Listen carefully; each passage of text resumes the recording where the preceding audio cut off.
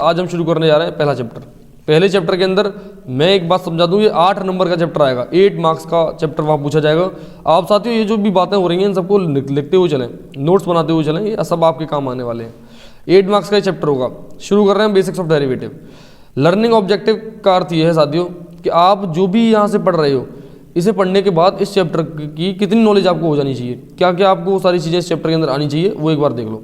जब ये chapter complete हो जाए तो एक बार यहाँ पर आ जाइएगा इसी स्लाइड के ऊपर और चेक कर लीजिएगा कि यहाँ पे जो भी बातें हैं इन पॉइंट्स के बारे में आपको सारी चीज़ें क्लियर हैं कि नहीं है। सबसे पहले हमें पता चल जाना चाहिए कि meaning of derivative and types of derivative product, यानी डेरिवेटिव का अर्थ क्या होता है और डेरिवेटिव कितने प्रकार के होते हैं, इनके बारे में आपको बिल्कुल अच्छी तरह से जानकारी होनी चाहिए। Second one, history of derivative market, यानी कि डेरिवेटिव्स मार्केट का इतिहास क्या रहा है, कब से डेरिवेटिव मार्केट की शुरुआत है, क्या इसका स्टार्टिंग रही, कब से लेके कब तक ये यहाँ तक आया, कितना बड़ा हो चुका है, ये एक एक पॉइंट जो है वो आपको पता होना चाहिए। वहीं आता है सिग्निफिकेंस ऑफ डेरिवेटिव्स मार्केट, यानी कि डेरिवेटिव मार्केट का आम जीवन पर, आम लोगों पर क्या प्रभाव है, आम लोगों के साथ साथ क्या स्टॉक मार्केट के ऊपर इसका कोई प्रभाव पड़ा। तो ये सारी की सारी जो प्रभाव है इनको हम पढ़ेंगे सिग्निफिकेंस ऑफ डेरिवेटिव मार्केट्स के अंदर। उसके बाद सबसे main cheese risk in derivative trading. साथियों यहाँ पर सबसे मेन चीज़ रहेगी कि रिस्क क्या क्या है। देखो अगर आप ट्रेडिंग कर रहे हो ना, तो ट्रेडिंग के साथ साथ जब प्रॉफिट का नाम आता है तो वहाँ पर रिस्क का भी नाम आता है। और चूंकि डेरिवेटिव्स के अंदर काम कर रहे हैं, ये कॉन्ट्रैक्ट्स होते हैं। कॉन्ट्रैक्ट आदमी करता है जब उसे प्रॉफिट दिखता है, तो प्रॉफिट अगर है उधर तो उस साइड में कुछ लॉस की भी पॉसिबिलिटी होगी। तो डेरिवेटिव ट्रेडिंग के अंदर कितना लॉस हो सकता है, कितना रिस्क होता है, इसके बारे में हम यहाँ बात करने वाले हैं। ठीक है, इसके साथ शुरू करते हैं साथियों बेसिक्स ऑफ डेरिवेटिव। आप सभी लोग तैयार हो जाइए। अपने पास साथियों एक नोट्स रखें, एक बुक, सेपरेट बुक ले लें अपने लिए, जिस बुक के अंदर हम ये सारी चीज़ें 1 बाय 1 डिफाइन करते हुए चलेंगे। जो जो पॉइंट्स आते जाएँ उन पॉइंट्स को पॉइंट वाइज इस तरह से लिखें कि बाद में आपको पढ़ने में आसानी हो, जिन्हें आप आसानी से समझ सकें।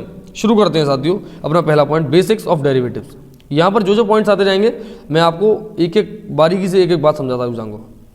यानी सबसे पहला पॉइंट है कि बेसिक्स ऑफ डेरिवेटिव में होता क्या है, डेरिवेटिव क्या चीज़ है, क्या डेरिवेटिव काम करते हैं, क्या मार्केट में इनसे कोई लेना देना है, किसी चीज़ के काम आते हैं, तो वो सारी चीज़ मैं आपको यहाँ बताने वाला हूँ। सबसे पहली बात हो रही है the term derivatives refers to a type of financial contract whose value is dependent on an underlying asset, group of asset और बेंचमार्क। ये मैंने क्या बोला, जो डेरिवेटिव होता है ना वो एक तरह का फाइनेंशियल कॉन्ट्रैक्ट है जिसकी खुद की कोई वैल्यू नहीं है, इसकी वैल्यू डिपेंडेंट है किसके ऊपर, एक अंडरलाइंग के ऊपर। अंडरलाइंग एसेट हो या अंडरलाइंग ग्रुप हो या कोई बेंचमार्क हो। अब मैं इस चीज़ को थोड़ा सा आपको एग्जांपल देते हुए समझा देता हूँ, आपको एग्जैक्ट क्लियर हो जाएगा अच्छी तरह से। देखिए एक साधारण सी बात बताइए, एक जो सबसे नॉर्मल एग्जांपल रहता है वो ये है कि मान लो आपके पास एक की है, आपके पास एक मान लो एक चाबी है, आपके पास कोई की है और ये बोला गया कि इस की जो अलमारी है, जो अलमारी है हमारे पास, उस अलमारी में 1 kg ऑफ गोल्ड है। अगर ये चाबी मैंने आपको दे दी तो इस चाबी की वैल्यू क्या हो गई, सिंपल सी बात बताओ, इस चाबी की वैल्यू 1 किलो गोल्ड के बराबर हुई कि नहीं हुई। भाई अगर मैंने ये कह दिया कि ये लो भाई साहब की चाबी और ये चाबी जिस भी अलमारी की है वो अलमारी आपकी हुई, उसका सामान आपका हुआ, तो सिंपल सी बात है उस चाबी के बिहाफ से ही ये जो 1 किलो गोल्ड है वो मेरा हुआ कि नहीं हुआ। अतः जो चाबी है इसकी वैल्यू भी गोल्ड के बराबर चली गई। और वहीं पर मैंने अगर इससे गोल्ड निकाल लिया और फिर दी आपको चाबी, लो भाई साहब चाबी लो अपनी, और इसके अंदर जो भी रहा वो अब आपका है। चूंकि अब उसके अंदर गोल्ड कुछ नहीं है तो अब उस चाबी की वैल्यू क्या रही, लगभग नील। जो भी एक्स्ट्रा उसके अंदर पैसा रहेगा वो रही, उससे पहले जो वैल्यू थी वो गोल्ड के बराबर थी। तो यहाँ हो क्या रहा है आप एक बात समझो, अगर मैं गोल्ड रख रहा हूँ तो गोल्ड के बराबर कीमत जा रही है, हटा रहा हूँ तो कीमत कुछ भी नहीं आ रही है। यानी कि उस चाबी की अपनी तो कोई वैल्यू नहीं है, वो वैल्यू डिराइव हो रही है उसके अलमारी के अंदर जो सामान रखा हुआ है। ठीक है, वैल्यू ऑफ अंडरलाइंग से जो वैल्यू है डिराइव हो रही है, इसको बोलते हैं डेरिवेटिव। यानी वो चाबी क्या हुई, उस चाबी की अपनी कोई खुद की वैल्यू नहीं है, वो चाबी एक फाइनेंशियल डेरिवेटिव है। केवल यही बात यहाँ बताने की कोशिश करी जा रही है, एक्स्ट्रा कुछ भी नहीं है। ठीक है, अब अगला समझिए, डेरिवेटिव इज अ कॉन्ट्रैक्ट और a product whose value is derived from value of some other asset known as underlying. जैसा कि मैंने अभी बताया, डेरिवेटिव या तो एक कॉन्ट्रैक्ट होता है या एक प्रोडक्ट होता है, समझिए, जिसकी वैल्यू डिराइव होती है किसी अदर एसेट की वैल्यू से। जिस वैल्यू से डिराइव होती है ना उसे अंडरलाइंग बोलते हैं। जैसे मैंने अभी आपको एग्जांपल दिया की वाला, तो इसके अंदर जो गोल्ड था वो क्या हो गया, अंडरलाइंग, क्योंकि उस गोल्ड की वैल्यू से जो की थी उसकी वैल्यू डिराइव हो रही थी। सिंपल सी कहानी समझिए आप, इसी चीज़ को बोलते हैं अंडरलाइंग, जिसकी वैल्यू रियल में होती है और जिसकी वैल्यू ड्राइव हो रही है। जैसे की, तो की क्या हो गया, वो डेरिवेटिव हो गई। यहाँ तक यदि किसी को कोई भी XYZ डाउट है तो आप यहाँ तक अपना डाउट कमेंट में कर सकते हैं, ठीक है। तो डेरिवेटिव इज अ कॉन्ट्रैक्ट और a product whose value is derived from value of some other asset known as underlying. यहाँ तक किसी को कोई समस्या नहीं होगी। अब आते हैं the derivative itself is a contract between two और मोर पार्टीज। अब डेरिवेटिव क्या है, डेरिवेटिव भी एक कॉन्ट्रैक्ट है दो पार्टीज के बीच में जो होता है, ठीक है। बेस्ड अपॉन द एसेट और assets, it's price is determined by fluctuation in the underlying asset. वही वाली बात मैंने अभी आपको बताई थी, जो डेरिवेटिव है इसकी एक पॉइंट तो ये क्लियर हो गया कि इसकी अपनी कोई वैल्यू नहीं है, ये तो सामने वाले की वैल्यू से ऊपर नीचे हो रहा है। लेकिन एक बात और समझो, अगर अंडरलाइंग में कोई फ्लक्चुएशन हो रही है, जैसे गोल्ड था, मान लो गोल्ड कमोडिटी में ट्रेड होता है, उसके 200-500 रुपये ऊपर नीचे डेली के हो रहे हैं, तो उसी हिसाब से वो जो की है, वो जो चाबी है, उसकी वैल्यू भी डेली ऊपर नीचे होती रहेगी। किसके कारण हो रहा है ये सब कुछ? ये सब कुछ हो रहा है क्योंकि वो डेरिवेटिव है और अंडरलाइंग के कारण ये सब कुछ हो रहा है। समझ में आई आपके? It's price determined by fluctuation. Fluctuation का नाम आया, फ्लक्चुएशन का अर्थ मैंने आपको समझा दिया। फ्लक्चुएशन मींस उस स्टॉक के अंदर जो भी हलचल हो रही है उसके कारण मार्केट में प्राइस उसकी चेंज हो रही है, ठीक है। अगला, the most common underlying asset includes, मतलब अंडरलाइंग एसेट्स में कौन कौन सी चीज आती हैं? स्टॉक्स जितने भी होते हैं, जिन जिन स्टॉक्स के ऊपर फ्यूचर या ऑप्शन ट्रेडिंग होती है, वे सारे के सारे अंडरलाइंग स्टॉक्स हैं। Bonds, commodities, currencies, interest rate and market index. जैसे आपने देखा ना, बैंक निफ्टी का फ्यूचर खरीद लो, बैंक निफ्टी का ऑप्शन खरीद लो। ये बैंक निफ्टी का ऑप्शन होता क्या है भाई? एक साधारण सी बात समझो, आपने बैंक निफ्टी की कोई भी पुट खरीद ली या कॉल खरीद ली, वो कॉल कब प्रॉफिट देती है आपको? वो कॉल जब ऊपर जाती है, जब आपका जो निफ्टी है या बैंक निफ्टी है जिसकी आपने कॉल खरीदी है, जब वो ऊपर जाएगा तब वो कॉल ऊपर जाएगी, या वो नीचे जाएगा और उसकी पुट ऊपर जाएगी। यानी कॉल और पुट की अपनी कोई वैल्यू नहीं है, वे तो किसी और के ऊपर डिपेंड है। इसी को बोलते हैं अंडरलाइंग, जिसके ऊपर डिपेंड है। और जो चीज़ ऊपर नीचे चल रही है ना, जैसे मैंने अभी एग्जांपल दिया आपको ऑप्शंस का, फ्यूचर्स का, ये हो गया क्या? ये डेरिवेटिव्स हो गए। यहाँ तक आप में से किसी को कोई डाउट नहीं होगा क्योंकि सारी चीज़ें साधारण चल रही हैं। यदि फिर भी कोई डाउट होता है तो आप हमें बिल्कुल पूछिएगा। चलिए साथियों, अब बढ़ते हैं हम थोड़ा सा आगे। अब एग्जाम्पल समझते हैं डेरिवेटिव के। एग्जाम्पल क्या होते हैं? देखिए, एग्जाम्पल ऐसा है कि डेरिवेटिव, देखो गोल्ड है, गोल्ड के ऊपर भी डेरिवेटिव ट्रेडिंग होती है, सिल्वर के ऊपर भी MCX में डेरिवेटिव ट्रेडिंग होती है, एल्यूमिनियम जो धातुएं हैं जितनी भी हैं सब पे होती है लगभग, ठीक है। इसके साथ साथ एनर्जी रिसोर्सेज हैं, जैसे ऑयल हुआ, नेचुरल गैसेज हुई, कोल हुआ, इलेक्ट्रिसिटी हुआ, गैस, ये सारी चीज़ों के ऊपर ना डेरिवेटिव्स में ट्रेडिंग होती है। यानी इनको आप डायरेक्ट नहीं खरीदते हो, इनके डेरिवेटिव खरीदते हो। अगर ये ऊपर जाती है तो डेरिवेटिव ऊपर जाता है, जिससे आप वहाँ प्रॉफिट बुकिंग करते हो, स्पेकुलेशन करते हो, हेजिंग करते हो, whatever you are doing. वो कब करते हो? जब इनकी अंडरलाइंग है। जैसे कोल है, कोल का आपने डेरिवेटिव खरीद लिया। अब कोल का डेरिवेटिव खरीदा तो कोल तो फिजिकल नहीं मिलता आपको, जब फिजिकल कोल ऊपर जाएगा तो डेरिवेटिव की वैल्यू बढ़ेगी, जब वैल्यू बढ़ेगी डेरिवेटिव की तो वहाँ पे आप जो है प्रॉफिट बुक कर लोगे अपना। Agri commodities such as wheat, sugar, coffee, cotton, pulses, इनके ऊपर भी डेरिवेटिव के अंदर ट्रेडिंग की जाती है। और इसके साथ साथ financial assets such as shares, bonds and foreign exchange, इन चीज़ों के ऊपर भी, इन सभी एसेट्स के ऊपर जो है डेरिवेटिव ट्रेडिंग होती है। चलिए, अब हम पढ़ने वाले हैं डेरिवेटिव मार्केट का हिस्ट्री एंड एवोल्यूशन। ध्यान रखिएगा, एक बात समझा दूं, जो भी आपका एग्जाम में पूछा जाएगा वो जो हम पढ़ा रहे हैं इससे बाहर बिल्कुल नहीं आने वाला, 1% बाहर नहीं जाएगा, इस बात की गारंटी है। दूसरा, केवल आपका इतना चाहिए हमें कि आप जो भी हम आपको पढ़ा रहे हैं इसका टोटली आप ढंग से रिवीजन करते हुए चलें, एक नोट्स बनाते हुए चलें, साफ सुथरे नोट्स हों जिन्हें समझने में आपको भी दिक्कत ना आए और किसी और को भी आप आसानी से समझा सकें।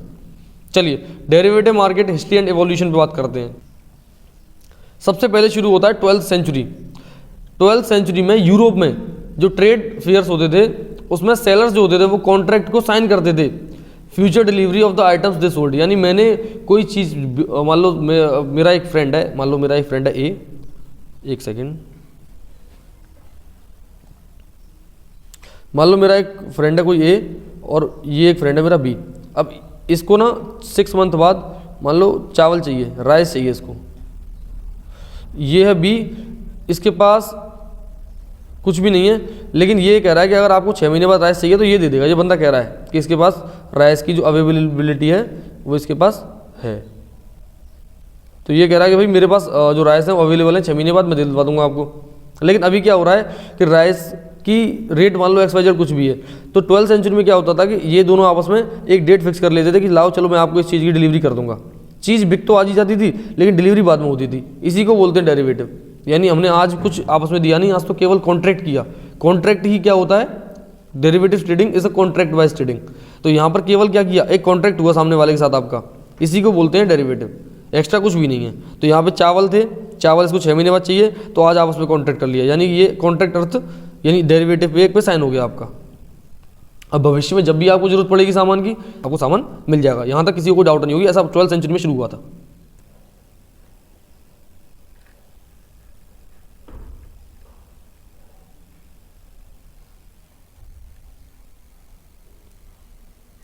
चलिए, तो 12वीं सेंचुरी का हमारा स्टार्टिंग हुआ किसी भी यूरोप में सबसे पहले स्टार्टिंग हुई डेरिवेटिव ट्रेडिंग की। उसके बाद 17वीं शताब्दी में जापान में डोजिमा नामक जगह पे, ओसाका एक वो है जगह, वहाँ पर फ्यूचर मार्केट चावलों का डेवलप हुआ, जो कि राइस प्रोड्यूसर्स को बचाता था खराब मौसम से। मान लो खराब मौसम है, अब मुझे लग रहा है यार मेरी पूरी फसल बर्बाद हो जाएगी, तो मैं क्या करूँगा, किसी बंदे से पहले ही जाके कॉन्ट्रैक्ट कर लूँगा कि भाई साहब एक काम करो, मेरी फसल का पूरे का आप जो है कॉन्ट्रैक्ट कर लो कि मेरी जो फसल है वो पूरी ले लोगे, इस रेट पर ले लोगे, बात खत्म। अब मैंने क्या किया, सामने वाले से कॉन्ट्रैक्ट कर लिया। अब मान लो भविष्य में कोई भी समस्या होती है, कोई भी दिक्कत होती है, तो मेरी रेट तो पहले से फिक्स है। या मान लो वहाँ कोई युद्ध की स्थिति खड़ी हो जाती है, तो मेरा सामान नहीं बिक पाता, तो मैं तो सामने वाले से पहले ही कॉन्ट्रैक्ट कर चुका हूँ, मेरा तो सिस्टम सेट हो ही जाना है। समझ में आ रही है ना? ये सारी चीज़ें आपकी 17वीं शताब्दी में शुरू हो चुकी थी। 1848 the CBOT means Chicago board of trade, इसने फैसिलिटेट कर दिया ट्रेडिंग फॉरवर्ड कॉन्ट्रैक्ट के ऊपर। फॉरवर्ड कॉन्ट्रैक्ट क्या होते हैं आप समझो, इन्होंने अभी इतना समझ लो कि शिकागो बोर्ड ऑफ ट्रेड ने कमोडिटीज़ के ऊपर जो है डेरिवेटिव ट्रेडिंग शुरू कर दी। शिकागो बोर्ड ऑफ ट्रेड ने 1848 में डेरिवेटिव ट्रेडिंग शुरू कर दी। अभी समझने वाली केवल ये है। अब फॉरवर्ड क्या होता है, ये ना जैसे फ्यूचर होता है, जैसे ऑप्शन होता है, वैसे ही फॉरवर्ड भी होता है, उसी का एक डेरिवेटिव का एक प्रकार है। तो हम आगे की चैप्टर्स में इन्हें जानने वाले हैं डिटेल में। 1973 में Chicago board of option exchange became the first market place for trading listed options, यानी कि यहाँ पर 1973 में जो पहला मार्केट प्लेस बना ऑप्शन के लिए, Chicago board of option exchange. Chicago board of option exchange ने सबसे पहले ऑप्शन ट्रेडिंग शुरू करी 1973 में। ये सारी बेसिक चीज़ें क्लियर होनी चाहिए आपको। इनकी एक टाइमलाइन लिख लीजिएगा अपनी तरफ, क्योंकि इनमें ना वैसे खास प्रश्न में पूछे नहीं जाते ये, लेकिन फिर भी कोई एग्जामिनर का भरोसा नहीं है वो कहाँ से क्वेश्चन डाल दे, तो इनका भी आप थोड़ा सा रखिएगा अपने पास ऑप्शन। चलिए अब शुरू करते हैं इंडियन डेरिवेटिव्स मार्केट। अब इंडियन डेरिवेटिव्स मार्केट की शुरुआत कहाँ से हुई, ये तो हमने बाहर का पढ़ लिया कि शिकागो में ऐसा हो गया, वहाँ ऐसा हो गया, उस जगह पे ऐसा हो गया। अब समझते हैं अपने यहाँ क्या कब कैसे हुआ, तो वे सारी चीज़ों के बारे में हम डिटेल में बात करने वाले हैं। अब देखिए, SEBI setup 24 member committee under the chairmanship of doctor LC Gupta on 18 November 1996 to develop appropriate regulatory framework for derivative trading in India. अर्थ इसका सीधा सीधा ये है कि सेबी ने 24 मेंबर की कमेटी डिफाइन करी और चेयरमैनशिप दी गई उसमें LC गुप्ता को कि भाई आप अध्यक्ष हैं, आपको 18 नवंबर 1996 को ये चीज़ सौंपी गई और आपको निर्देश दिए गए कि आप कैसे भी करके फ्रेमवर्क बना के लेके आइए जिससे डेरिवेटिव में ट्रेडिंग हो सके। फ्रेमवर्क यानी कि एक मोटा मोटी प्लान लेके आइए कि किस तरह से ये चीज़ अपने इंडिया के अंदर रेगुलेट हो सकती है, हम किस तरह से एग्जीक्यूट कर सकते हैं। इस चीज़ के लिए सेबी ने 24 मेंबर की कमेटी बिठाई गई, चेयरमैन बनाए गए डॉक्टर LC गुप्ता। 1999 में the securities contract regulation act SCRA was amended. ठीक है, इसे लिख लीजिएगा बाकायदा एग्जैक्ट तरीके से, क्योंकि ये जो प्रश्न है ना बार बार पूछ लेता है कि securities contract regulation act was amended in which year, तो वहाँ पर आपको इन 1999 ये आपको पुट करना पड़ेगा। ये MCQ होता है ना टेस्ट, तो इसमें आपके सामने 4 ऑप्शन होंगे, उसमें 1999 जो भी आपको ऑप्शन देखा वहाँ आप क्लिक करोगे तो इस लाइन को आप तरीके से लिखिएगा, थोड़ी महत्वपूर्ण लाइन जाता है। The exchange traded derivatives started in India June 2000 with SEBI permitting BSE and NSE to introduce equity derivative segment. अब देखो मेन चीज, एक्सचेंज ट्रेडेड डेरिवेटिव्स हमारे हिंदुस्तान में शुरू हो गए जून 2000 में सेबी की परमिशन के बाद, और BSE and NSE to introduce equity derivative segment, यानी NSE और BSE ने इक्विटी डेरिवेटिव सेगमेंट को जो है इंट्रोड्यूस किया और हमारे यहाँ डेरिवेटिव्स पे ट्रेडिंग शुरू हो गई हिंदुस्तान के अंदर जून 2000 में। यहाँ तक किसी को कोई परेशानी नहीं होगी। ठीक है, 1999 में एक्ट बना, सबसे शुरू से करते हैं। 1996 में 18 नवंबर 1996 में सेबी ने एक 24 मेंबर की कमेटी बनाई, चेयरमैनशिप दी गई LC गुप्ता को और फ्रेमवर्क उन्होंने बनाने के लिए कहा गया हिंदुस्तान में कैसे प्लानिंग होगी वो बताइए। 1999 में एक एक्ट पास किया गया SCRA जो कि पारित कर दिया गया। उसके बाद जून 2000 में डेरिवेटिव्स में ट्रेडिंग शुरू हो गई। उसके साथ साथ सेबी अप्रूव्ड ट्रेडिंग, सेबी ने ट्रेडिंग अप्रूव करी index future contract based on Nifty and Sensex, यानी निफ्टी के फ्यूचर और सेंसेक्स के फ्यूचर में जो सेबी के द्वारा अप्रूवल आया ट्रेडिंग के लिए वो आया जून 2000, यानी करीब 11 जून 2000 को सेबी ने अपनी तरफ से ये बोल दिया कि भाई आप आराम से निफ्टी में और सेंसेक्स में डेरिवेटिव ट्रेडिंग करिए, कोई दिक्कत नहीं। ठीक है, इंडेक्स फ्यूचर कॉन्ट्रैक्ट जो है उस समय अप्रूव किए गए थे। ऑप्शन के ऊपर जो ट्रेडिंग हुई है वो जून 2001 से शुरू हुई है। ठीक है, हिंदुस्तान के अंदर इंडेक्स ऑप्शन की पहली बार शुरुआत सन 2001 में की गई। उसके बाद trading in option on individual stocks commenced in July 2001, यानी इंडिविजुअल स्टॉक्स के ऊपर जो ट्रेडिंग होनी थी ऑप्शन के अंदर वो जुलाई 2001 में शुरू करी गई, और इंडिविजुअल स्टॉक्स के ऊपर फ्यूचर ट्रेडिंग नवंबर 2001 में शुरू की गई। या इस पर एक चीज़ आपको एक बार मैं क्लियर बता दूं, डिफाइन कर दूं, आपको बार बार कन्फ्यूजन नहीं होगी। सबसे पहले होता है देखो इंडेक्स फ्यूचर, ये शुरू किया गया जून 2000 में। फिर आया इंडेक्स ऑप्शन, ये किया गया जून 2001 में।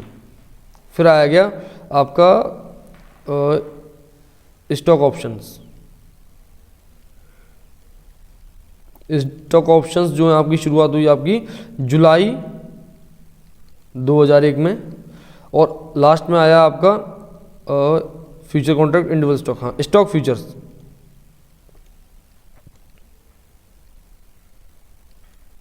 स्टॉक फ्यूचर की शुरुआत हुई आपकी नवंबर 2001 में। तो साथियों ये जो ना पूरा सिस्टम रहा अपने यहाँ इंडियन डेरिवेटिव मार्केट के अंदर, किस किस तरह से जो स्टॉक ऑप्शंस हैं, डेरिवेटिव ट्रेडिंग है, उसकी धीरे धीरे शुरुआत किस तरह से आगे बढ़ी। यहाँ तक आप सभी लोगों को सारी चीज़ें समझ में आ रही होंगी, मैं ऐसी आशा करता हूँ। अगर समझ में नहीं आ रही तो आप एक बार वीडियोस को दोबारा देख लीजिए। आप किसी भी स्थिति में पढ़ाई को पीछे मत छोड़िएगा, केवल आपसे इतना हमारा रिक्वेस्ट है। Metropolitan stock exchange of India limited started trading in derivatives product in February 2013, यानी MSCI जो है अपने यहाँ उसने ट्रेडिंग डेरिवेटिव की शुरू कर दी थी फरवरी 2013 के अंदर। चलिए भाई, ये तो हमें पता चल गया कि हमारा जो इवोल्यूशन था, हिस्ट्री थी, वो क्या क्या रही। यहाँ तक तो कोई दिक्कत नहीं रहेगी, हमने बिल्कुल टॉप से 12वीं शताब्दी से लेके 21वीं शताब्दी तक सारा कुछ पढ़ लिया, इतना पढ़ना था मेन। अब शुरू करते हैं कि डेरिवेटिव ट्रेडिंग के अंदर प्रोडक्ट कौन कौन से होते हैं, कौन कौन सी चीज़ों के ऊपर काम होता है डेरिवेटिव मार्केट के अंदर। सबसे पहला होता है फॉरवर्ड कॉन्ट्रैक्ट्स। इसको तरीके से नोट करते हुए चलिएगा। फॉरवर्ड कॉन्ट्रैक्ट जो है सबसे पहली चीज़ है। फॉरवर्ड कॉन्ट्रैक्ट क्या होता है, सुनिए ध्यान से। A forward contract is an agreement for buying और selling an underlying asset at a particular price on a specified date in the future. इसका सिंपल सा मतलब क्या हुआ, देखो भाई, फॉरवर्ड कॉन्ट्रैक्ट कुछ भी नहीं है, एक एग्रीमेंट है।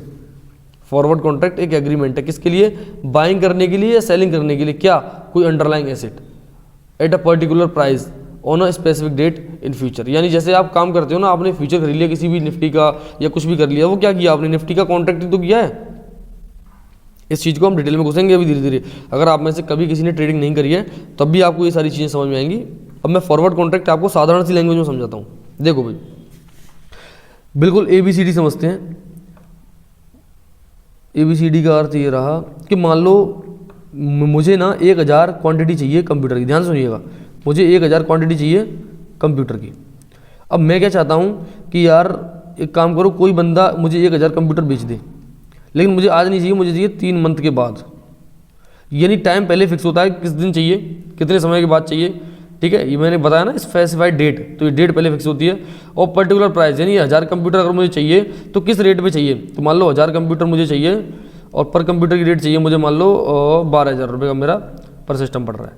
तो मैं क्या करूँगा, ये इस बंदे से मैं जाऊँगा और सीधा बात कर लूँगा कि भाई साहब एक काम करिए, मुझे ना 1000 यूनिट चाहिए कंप्यूटर की, 12,000 रुपये पर कंप्यूटर के ऊपर, यदि आप तैयार हैं तो मुझे कॉन्ट्रैक्ट कर लीजिए।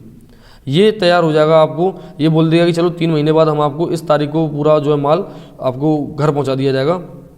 आप क्या करोगे, कुछ पैसा, कुछ एडवांस पैसा आप इन्हें जमा कर दोगे कि लीजिए सर, मैं अपनी तरफ से आपको कोई सिक्योरिटी मनी देता हूँ, उसे आप रखिए, जिससे कल को अगर मैं फ्रॉड कर जाऊँ तो आपने जो भी सामान बनाया कम से कम इसकी कुछ तो मैन्युफैक्चरिंग आपके हाथ में हो। बस सिंपल सी चीज़ ये है। तो फॉरवर्ड कॉन्ट्रैक्ट के अंदर क्या हुआ, एक बंदा दूसरे बंदे से मिला और आपस में उन्होंने आपस में ही कॉन्ट्रैक्ट कर लिया, किसी थर्ड पर्सन को बीच में नहीं लेके आए। उसे 1000 कंप्यूटर बेचने थे, उसे खरीदने थे, दोनों गए आपस में बात कर ली, लाइए भाई दीजिए, एक स्पेसिफिक प्राइस आया वो तय कर लिया कि चलो 12,000 रुपये का पर कंप्यूटर रहेंगे, मान लो 3 महीने बाद चाहिए, अब चल रहा है मान लो जनवरी, तो मार्च में वो अपनी डिलीवरी उठाएगा कंप्यूटर्स की। तो ये सारी चीज़ें हमने पहले ही क्लियर कर ली, इसमें किसी तीसरे बंदे को शामिल नहीं किया गया, ना किसी एक्स्ट्रा किसी रेगुलेटरी को लाया गया, ना सेबी से बात करी, कुछ भी नहीं किया गया। मैंने और मान लो मेरे किसी दोस्त ने आपस में ये बात कर ली, तो इसे क्या बोलते हैं? इसे ही बोलते हैं सर फॉरवर्ड कॉन्ट्रैक्ट। बात क्लियर आ रही है? फॉरवर्ड कॉन्ट्रैक्ट इज नथिंग, जब हम कॉन्ट्रैक्ट आपस में कर लेते हैं और कॉन्ट्रैक्ट की तरीके से। कॉन्ट्रैक्ट का तरीका क्या होता है कि पहले ही डेट फिक्स करते हैं कि फलाना चीज़ होगी तो वो किस तारीख को होगी, किस तारीख को आप मुझे डिलीवरी देंगे और किस रेट पे देंगे और कौन सी चीज़ की देंगे, अंडरलाइंग एसेट भी क्लियर रहेगा। ठीक है, ऐसे कॉन्ट्रैक्ट को बोलते हैं फॉरवर्ड कॉन्ट्रैक्ट। बस इसमें एक्स्ट्रा कुछ भी नहीं समझने के लिए। दूसरा मैं आपको एग्जांपल दे रहा हूँ, देखो एग्जांपल भी सेम वही आ गया। एग्जांपल मान लो आपने कोई कॉन्ट्रैक्ट किया, आपको 100 यूनिट्स जो सेल करनी है किसी कंप्यूटर की अनदर पार्टी को 2 महीने बाद, मान लो 50,000 रुपये पर यूनिट पे, तो ये क्या है? ये फॉरवर्ड कॉन्ट्रैक्ट का एक एग्जांपल हो गया कि आप 100 यूनिट सेल कर रहे हो कंप्यूटर की किसी सेकंड पार्टी को 2 महीने बाद। तो देखो स्पेसिफाइड टाइम हो गया फिक्स, स्पेसिफाइड अंडरलाइन की क्वांटिटी हो गई और प्लस रेट भी प्राइस जो पहले से फिक्स है। तो ये सारी चीज़ें ना क्या होती हैं, ये ही फॉरवर्ड कॉन्ट्रैक्ट है। यहाँ पर एक चीज़ समझनी पड़ेगी, forwards are traded over the counter, यानी कि जो फॉरवर्ड कॉन्ट्रैक्ट होता है वो ओवर द काउंटर प्रोडक्ट होते हैं। ओवर द काउंटर इसे लिख लीजिएगा, इसे OTC प्रोडक्ट बोला जाता है, OTC। ठीक, OTC का अर्थ क्या है? Over the counter. मतलब इसमें हम किसी थर्ड पर्सन को, मैंने अभी दोबारा बताया था, दोबारा रिपीट करता हूँ, इसमें हम कभी भी किसी थर्ड पर्सन का जो है इन्वॉल्वमेंट नहीं रखते। हमें जो भी कॉन्ट्रैक्ट करना होता है हम आपस में बात कर लेते हैं और सीधा कॉन्ट्रैक्ट हो जाता है। इसे बोलते हैं फॉरवर्ड कॉन्ट्रैक्ट।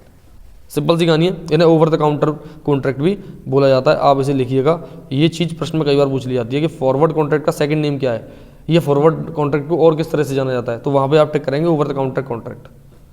ठीक है भाई, यहाँ तक किसी को कोई डाउट तो नहीं है? अगर है तो आप एक बार थोड़ा रिवाइज करें, अदरवाइज हमें पूछें।